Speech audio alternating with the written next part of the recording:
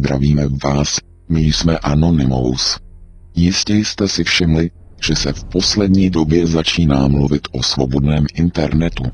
Možná si myslíte, že svobodu na internetu nic neohrožuje a že je zde více závažnějších témat.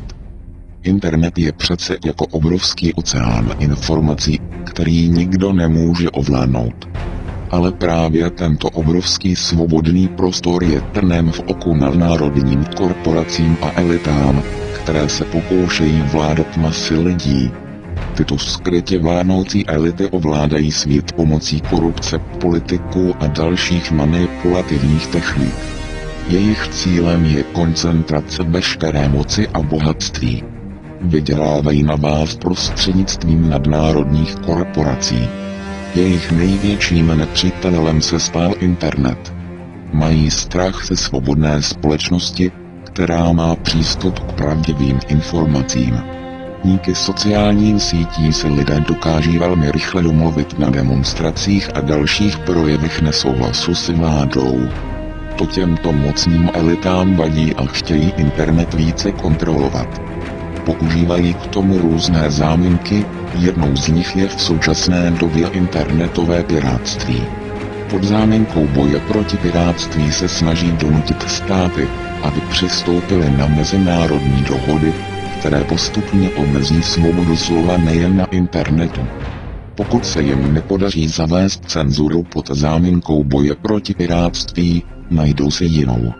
Neštítí se využít strachu lidí z dětské pornografie. Stejně jako využívali strachu lidí z terorismu. Dominantní elity vědí, že pomocí strachu z terorismu a dětské pornografie je velmi snadné ovládat veřejné mínění a vnutit lidem nedemokratické zákony, které by jinak odmítli. Dokonce i váš minulý premiér Topolánek řekl, že úkolem politika je vyvolávat strach, aby pak mohl nabídnout řešení. Cenzura internetu je jen prvním krokem k nastolení totalitního státu, ve kterém bude každý občan žít ve strachu a bude podléhat autocenzuře. Naštěstí lidé konečně poznávají, že jsou obelháváni a uvědomí si, že o svobodu je nutné stále bojovat. Dominantní elity se naproti tomu snaží získat ještě větší vliv, protože jejich starý svět se otřásá v základech. Jejich cílem je naopak svobodu lidí omezit a udělat z lidí poslušné ovce. Čím chudší bude většina lidstva, tím budou bohatší. Čím více se jim vás podaří zotročit, tím budou sami svobodnější. Jedině totalitní stát jim zaručí absolutní nadvládu, ale tyto elity vědí, že vás o svobodu nemohou připravit najednou. Dělají to postupně, abyste si ničeho nevšimli. Nedávno vám politici slibovali trvalý ekonomický růst a vychvalovali zadlužování, ti samí lidé dnes tvrdí pravý opak. Aby nemuseli přiznat své chyby a kryjí ty, kteří krizi úmyslně způsobili a kteří na ní zbohatli. Dominantní elity se snaží strhávat pomocí politických loutek a médií vaši pozornost, abyste o jejich zločinech nepřemýšleli. Budou se vás snažit udržovat v nevědomosti. Budou ve vás uměle vyvolávat nenávist k dalším lidem, aby odvedli vaši pozornost. Budou ve vás vyvolávat strach a působit na vaše nejnižší pudy. A jediný, kdo je může zastavit, jste vy. My všichni. Nikdo jiný to za nás neudělá. Je jen na vás, jak si své svobody ceníte. Můžete žít jako ovce. Nebo můžete vzít spravedlnost do svých rukou. Protože to je přesně to, čeho se skrytě vládnoucí elity obávají. Obávají se pravdy, obávají se informovaných lidí, kteří se nedají ovládat strachem, kteří dokáží vyjít do ulic a bojovat za svá práva. Bojí se lidí, kteří nevěří bankéřům, politikům, ekonomům a dalším falešným prorokům. Bojí se hackerů, kteří odhalují jejich zločiny.